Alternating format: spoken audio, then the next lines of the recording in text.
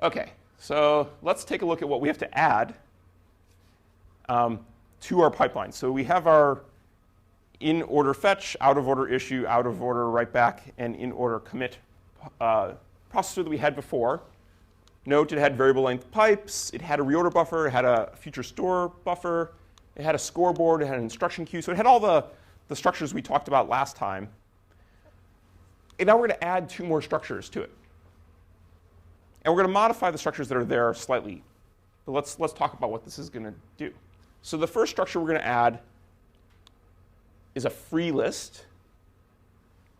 And the free list is going to keep track of physical registers that we can go use.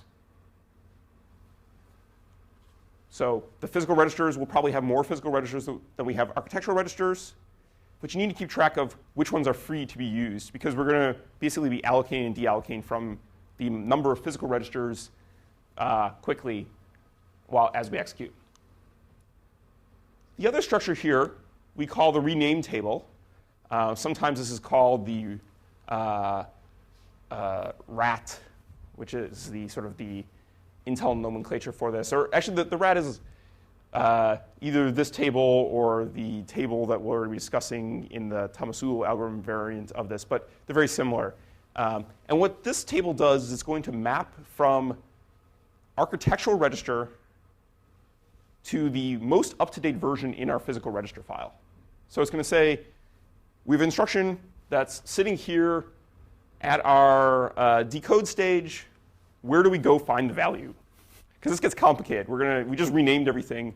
We have different names for everything. It's in some physical registers. We need to go figure out where that value is. And that's what this table does. We're also going to add 2 fields to the reorder buffer. I'll talk about that in a second. And we're going to want to increase the size of the physical register file so that we can get more performance. If we have the same number of physical registers as we have architectural registers, and we need to have at least 1 physical register for each architectural register, we're not going to get any more performance from having a register renaming step to our pipe. OK, so this is kind of for completeness, where everything gets written in the pipe in time. 2 things I want to point out here. The free list gets updated at the front and also gets updated here at the end. And the condition that you need to deallocate a physical register gets a little complicated. But we'll talk about that. And the rename table gets read up here, because that tells you where to actually go get the value. It also gets updated here when we actually emit an instruction down the pipe. And we also want to update some pending bits when we get to the end of the pipe, so that it knows whether to go sort of pick up from the physical register file or the architectural register file for rollback issues. OK, so let's jump into these data structures and see what we add.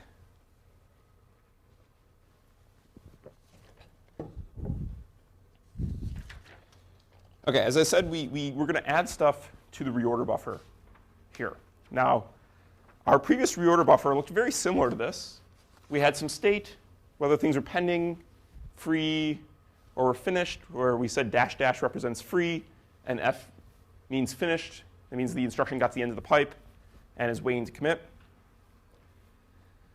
We had a bit that says whether it was after a branch. You might have multiple of these bits if you allow multiple branches in flight.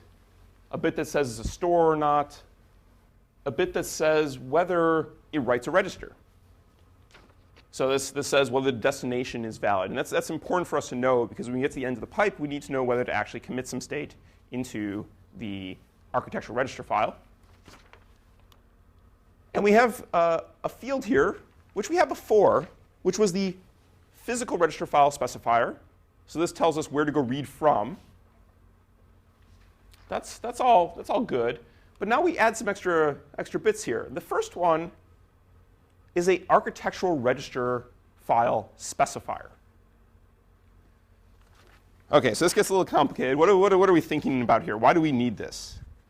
Well, when we get to the end of the pipe, and we're going to do commit, if we go back and look at this picture here, in the commit stage, we take something from the physical register file, put it into, and the reorder buffer drives this. It says, OK, copy that into the architectural register file when the commit occurs. Well, now we've renamed everything. So it's not an identity map from physical register number to architectural register number. So we need to know where to actually go write in the architectural register file. And that's what this does. It just tells us where to go write. So this is where we read from. This is where we write to when this instruction, let's say it's the most recent instruction here, this turns to finished. It's going to go commit. We read the value from here. We write it into the value pointed to by here. And then we have one other field here, which is a little bit odd. We have the previous physical register. Why would we need that? That doesn't make any sense. It was the, what is this doing? So this is something we actually read out of the rename table at the front of the pipe. And what it's going to tell us is it's going to tell us, let's say this was register 4. This is where the in-flight physical register is. And this is the previous physical register that held the value of register 4 before we did the update. And the reason we need to know this is when we hit the end of the pipe, we need some way to deallocate physical registers. And we're going to use this to track that.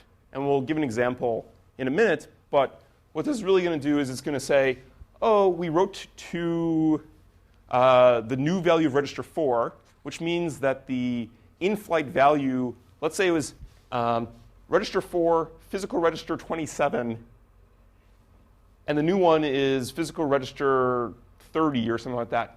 We need to deallocate physical register 27. And we can do that when we reach the end of the pipe by committing this instruction out of the reorder buffer and cleaning up all the state.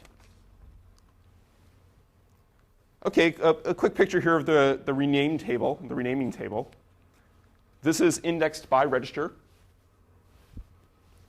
P tells us whether we have a write in flight. So it knows that that value is not in the architectural register file. And preg here just tells us where in the physical register file to go find the value.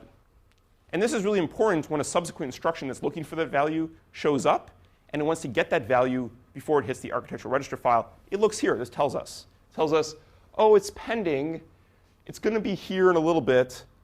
Together with this and the scoreboard, we might even be able to bypass it early in a good day. In a bad day, we have to wait for it to get to the physical register file, but it's a lot better than having to go pick it out of the architectural register file. And finally, we have a free list. And this is literally just a bit per physical register, which is very different than a bit per architectural register. And it's just going to have, let's say we have big N physical registers, or I don't know, we have 256 physical registers. And we have a bit saying whether that register has been deallocated and it's ready to be used for future register renaming, or whether there's a instruction using that physical register, or it's waiting to commit to the architectural register file. This will tell us that information in this table here. There's just a bit that says whether it's free or not. Pretty simple. Actually, before I go on here, I wanted to make an interesting observation. Where does this register renaming become really important? Well, if we go look at something like the original Intel architecture, they had 8 registers. And if you want to run high-performance code, you have to reuse those registers pretty quickly. So they got register limited very quickly when they tried to build faster and faster processors. So they had to introduce register renaming quite early in the Intel microarchitecture implementations. And they had many, many more physical registers than architectural registers very quickly. Because 8 isn't going to get you very far. They can have like about 100 in-flight instructions. And by definition, you can't have that many in-flight instructions if you maintain write after write stalling effectively, because you're going to have to rewrite some register.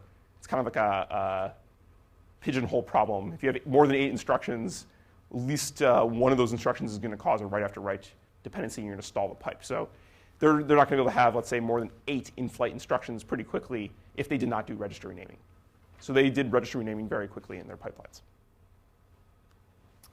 OK, so this gets us to the eye chart here.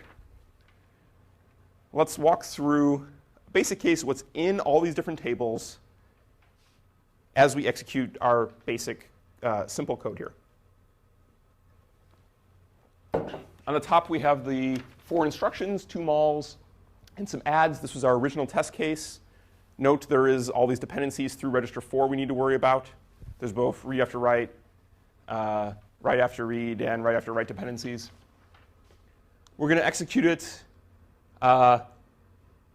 quickly here by pulling, as you can see, this add fires early or issues early, the final add. And this is really driven by the register renaming. So let's take a look at what happens here. Let's try to interpret this. Here we have cycles. Cycles are also across the top of the stage. We show what's in the decode, issue, write back, and commit stage of the pipe. We leave out the execute stages because this is too much to draw here. And it's drawn at the top in a different form. Let's first look at the rename table.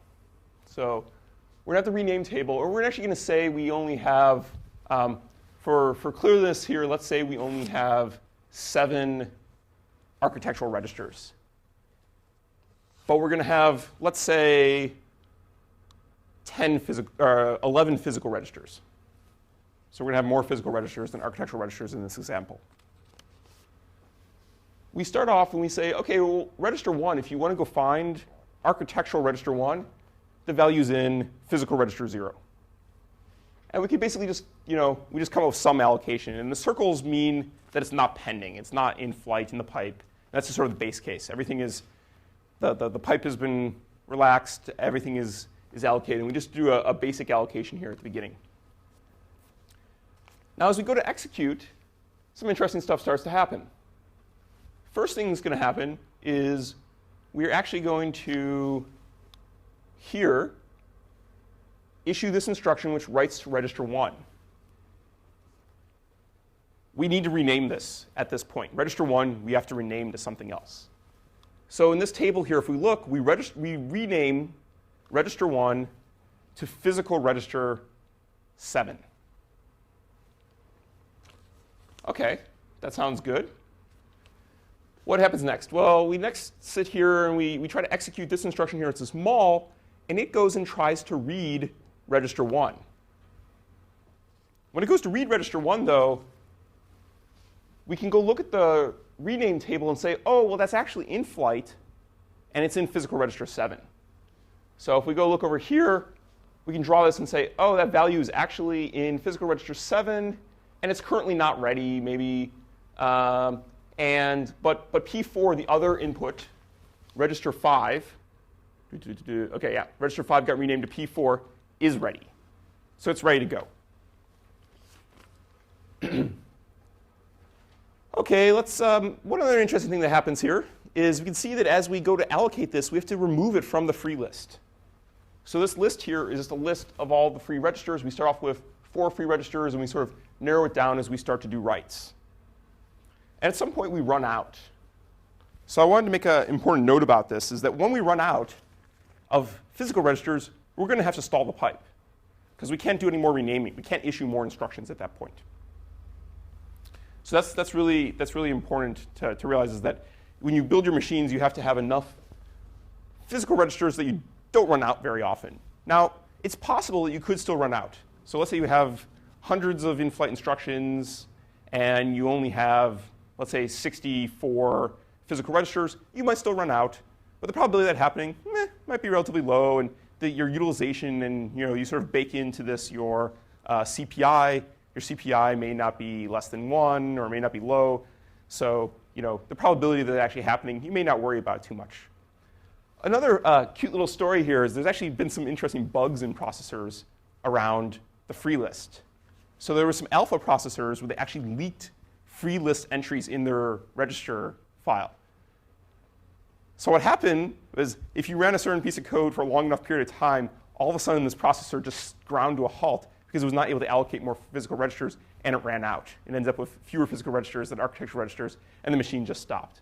And this was a sort of well-known bug in some of the early alpha. I think this was actually in the first out of, where was this? I think this was in the 21264 had this problem. they fixed it, and they pulled those chips off the shelf. And that's a really bad thing to have happen in your processor. Kind of embarrassing. But as I said, if you run out, you're not going to be able to issue more. But in this case, we made sure we had enough. So we're not actually going to see any stalls. And let's look at how things get on the free list here, because that's a little bit interesting. In our reorder buffer, I said we had extra fields. If you recall, we had the previous physical register that this was allocated into. So if we go look at this instruction, which is the first instruction we go to execute, that mul, R1 was in P0. So when that instruction commits, we actually put P0 onto the free list.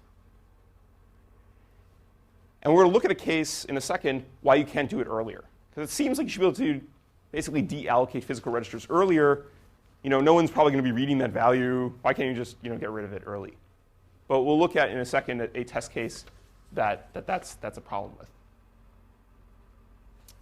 Let's see, any other fun insights here?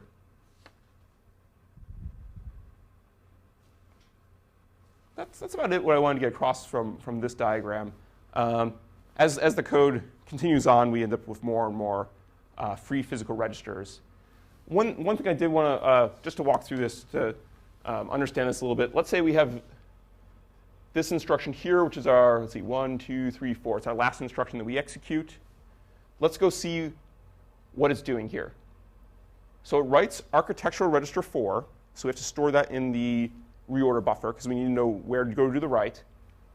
We had allocated P10 to that. And we did that right here when we actually issued it. So we pulled it off the free list.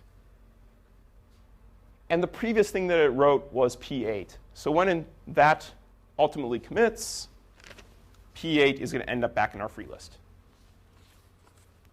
So that's a nice little thing. The circles just show when the values are no longer pending. So they actually are not in the pipes anymore. And you can see that continuing here. This instruction here, which is the second multiply, when it commits, it's going to free up P3. So P3 ends up on the list. P5 ends up on the list. P8 ends up on the list. And then when we see true read after writes, for example, right here, we need to make sure to pick up that correct value. And we do that by looking up in the rename table. So let's go find that in this chart here. So instruction 2 is, let's see what it's doing here. So that's going to be right here. It's waiting on P8 to become ready in order to issue. So it's sitting in our instruction queue, and it's just going to stall. It's going to stall all the way out to here. Or it's going to stall to right there. And that's when it comes out of the instruction. OK, so let's look at freeing up physical registers and what is a good policy for freeing up physical registers. So we're going to have a different piece of code here we're going to look at. It's going to be just a bunch of adds. And we're going to look at this code has some read after write dependencies in it, namely R1 there. And let's say we try to go execute this. Well, we're going to, here's some execution order. And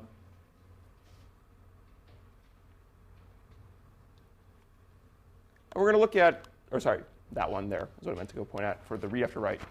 We have a write after read dependency here. So let's look at some execution order and see what happens. Let's say we allocate physical register 0 at the beginning somewhere for register 1. And then when we do the commit, we free it up in our free list. Well, lo and behold, another instruction in time comes along here and allocates into physical register 0, and it goes and writes to it, and we free it up there. This instruction here, which we had renamed, we had renamed R1 for, and we go to try to read this value, goes to do the read, and it looks in physical register 0, and it gets the wrong value. Ooh. Yeah, we don't want that. So what's a good policy here? Let's say instead we don't free up a physical register until someone else goes to write that physical register, or a subsequent instruction goes to write that physical register. Because then we know that that physical register is in use or could be in use by other readers of that value. So if we look at this case here, let's say we write physical register 0, and then we allocate a different physical register. We allocate physical register 2 for this right here to register 8. And then we deallocate when we go to overwrite register 1. So by doing that, we know when this R1 gets written that no one else can possibly use that physical register that is after this instruction in program order, because we overwrote it. So that value is no longer visible. So that's pretty nice. So that's the a very good heuristic, or a very good way to get this correct, is you can just keep the physical register live until you rewrite the physical, or you rewrite the architectural register that physical register maps to, and then at that point you can remove it from the number of allocated physical registers and put it on the free list. If you do it early with an out-of-order execution pipeline, bad things can happen. You can go read the wrong values. OK, so this brings us to a couple optimizations on register renaming. Biggest one here is you can try to combine the architectural register file and the physical register file to save space. And the insight here is if you go to try to combine these two things, you can store the architectural register value and the physical register value in the same physical storage location if that physical register is no longer pending. So if there's nothing in flight to it, and you don't have to roll back, and if you're just going to roll back to the same value anyway, why keep extra space for this? One change you need to do here is, so you're going to remove the architectural register file, but you still basically need to know when you go to do a rollback of some speculative, say you take an interrupt or you take a branch mispredict, you still need to know where to go roll back out of. And we're going to do that by, let's say, having a second renaming table here, which allows us to keep track of just the architectural state. So we have a speculative renaming table, then we have an architectural renaming table, and it just has pointers in it instead of actually the values at the end of the pipe. And what's also nice here is instead of copying values, we don't actually have to move something out of the physical register file into the architectural register file. Instead, we just have to update a pointer in a table now. And we did the copy. Could potentially also make rollback easier, because we just have to update some pointers now instead of actually copying an entire register file, which can take a while or requires lots of ports or something else. So you can have a little table there to just do this remapping for you. And as I say, you can typically get away with less space than having, for the same performance, than if you were to have two separate structures. One of the downsides is you might need to have more, depending on how you implement this, your architectural register file and your physical register file are now together. It may be bigger. So your register file access might be a little bit slower. Something like that could be a downside, versus having it in two separate partition structures.